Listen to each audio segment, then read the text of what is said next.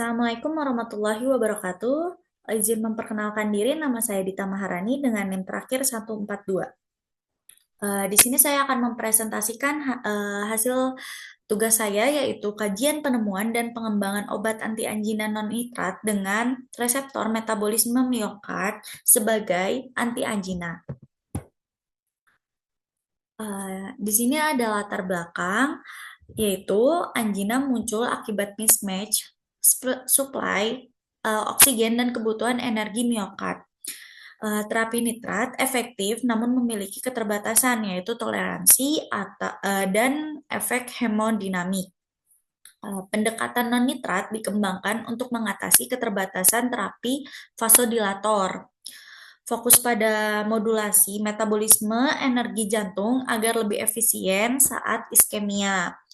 Nah, angina pectoris ini terjadi karena jantung kekurangan oksigen dibandingkan kebutuhan energi untuk kontraksi.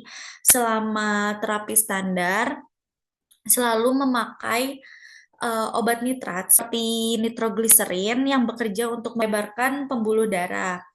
Nah, efek ini cepat, tapi masalahnya nitrat itu punya keterbatasan. Kalau dipakai terus-menerus bisa timbul toleransi, nanti jadinya efeknya makin berkurang dan kadang muncul keluhan seperti sakit kepala, tekanan darah turun, kayak gitu. Nah, karena keterbatasan itu dikembangkan alternatif, yaitu terapi yang mekanismenya itu bukan vasodilatasi, tapi justru memperbaiki bagaimana jantung menghasilkan energi. Pendekatan ini disebut anti-angina non-nitrat atau modulator metabolik. Lalu ada metabolisme miokard. Secara normal, jantung menggunakan asam lemak sebagai sumber energi utama. Pada iskemia, oksidasi glukosa lebih efisien dalam produksi ATP per molekul oksigennya. Modulator metabolik menggeser penggunaan substrat energi dari Fa menjadi glukosa. Efeknya disebut oksigen sparing yang mendukung toleransi miokard terhadap iskemia. Nah, itu jantung itu sebenarnya kan punya dua sumber energi utama, yaitu asam lemak dan glukosa.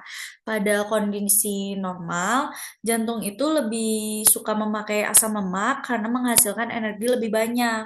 Tapi ada kekurangannya juga, yaitu oksidasi asam lemak itu boros oksigen. Jadi, ketika terjadi iskemia atau suplai oksigen menurun, penggunaan asam lemak itu jadi kurang efisien. Nah, sebaliknya, kalau glukosanya menghasilkan ATP yang lebih banyak per molekul oksigen, jadi jauh lebih hemat oksigennya. Masalahnya, tubuh itu kan nggak otomatis beralih ke glukosa saat iskemia. Nah, obat anti angina non-nitrat ini yang bakalan membantu untuk menggeser bahan bakar dari asam lemak ke glukosa sehingga jantung bisa hemat oksigen. Nah, kenapa alasannya non-nitrat? Nah, itu tuh karena terapi metabolik tidak bergantung pada vasodilatasi. Terus efeknya tidak menurunkan tekanan darah maupun denyut nadi. Cocok juga buat pasien pada komorbid kardiometabolik. Menawarkan alternatif lebih stabil untuk terapi angina kronik.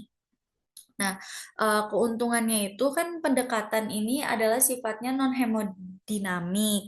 Artinya itu tidak mengubah tekanan darah atau denyut nadi. Ini penting karena beberapa pasien itu eh, pasien angina yang punya komorbid seperti hipertensi atau bahkan hipotensi itu penggunaan nitrat bisa memperburuk kondisinya. Jadi, biasanya terapis itu mau nyari obat yang membantu jantung secara energi tanpa mengganggu efek vaskularnya. Konsepnya itu dibikinlah anti angina non nitrat. Jadi alternatif yang mulai banyak dipakai pada kasus angina kronik ini. Perkembangan obatnya. Nah, generasi awal itu perheksilin dan trimetazidin. Terus yang generasi lanjutnya ranolazin sebagai multi target agen. Terus perkembangan diarahkan untuk optimasi potensi dan keamanan. Nah, obat obat yang generasi awal ini kan perhesilin dan trimetazidin itu menjadi dasar dari metabolik. Perheksilin ini punya efek yang bagus pada pergeseran metabolisme, tapi sayangnya punya toksisitas hati yang cukup signifikan sehingga penggunanya perlu monitoring. Nah, trimetazidin ini kemudian hadir dengan profil keamanan yang lebih baik. Terus setelah itu kan ada generasi lanjutan yaitu ranolazin. Yang munculnya itu dia belakangan ini cukup unik karena awalnya itu dikembangkan sebagai vasodilator, tetapi ternyata mekanisme utamanya itu justru lawan efek metabolik dan ionik.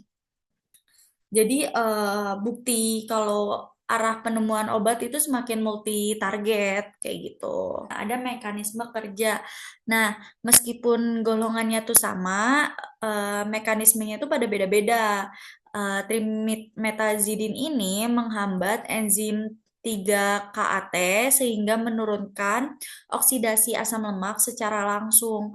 Kalau perheksilin itu menghambat CPT1 dan menghambat masuknya asam lemak ke mitokondria. Lalu kalau ranolazin ini bekerja lewat saluran natrium tipe LED in Na sehingga memperbaiki homeostasis ion dan secara tidak langsung mengurangi beban metabolik. Nah, semua semua mekanisme ini juga berujung dengan peningkatan efisiensi energi.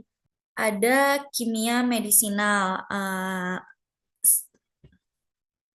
Di sini tuh menurut sisi kimia medisinal itu trimetazidin ini kan dianggap sebagai lead compound yang kemudian dimodifikasi struktur kimianya. Tujuannya dimodifikasi ini bermacam-macam, seperti meningkatkan potensi biologis, meningkatkan distribusi obat dalam jaringan, dan memperbaiki farmakokinetik. Nah, ranolazin ini sendiri merupakan salah satu contoh molekul hasil optimasi dengan efek multi-target. Lalu ada farmakologinya. Efek utamanya itu peningkatan efisiensi energi dan hemat oksigen, tidak menyebabkan vasodilatasi atau hipotensi, bermanfaat pada angina kronik dengan iskemia berulang. Nah, efek farmakologinya konsisten itu meningkatkan efisiensi energi dan mengurangi konsumsi oksigen jantung karena tidak menyebabkan vasodilatasi. Obat ini juga cocok untuk pasien dengan tekanan darah rendah atau penggunaan jangka panjang. Mekanisme ini sangat berguna pada angina kronik. Lalu ada kesimpulannya.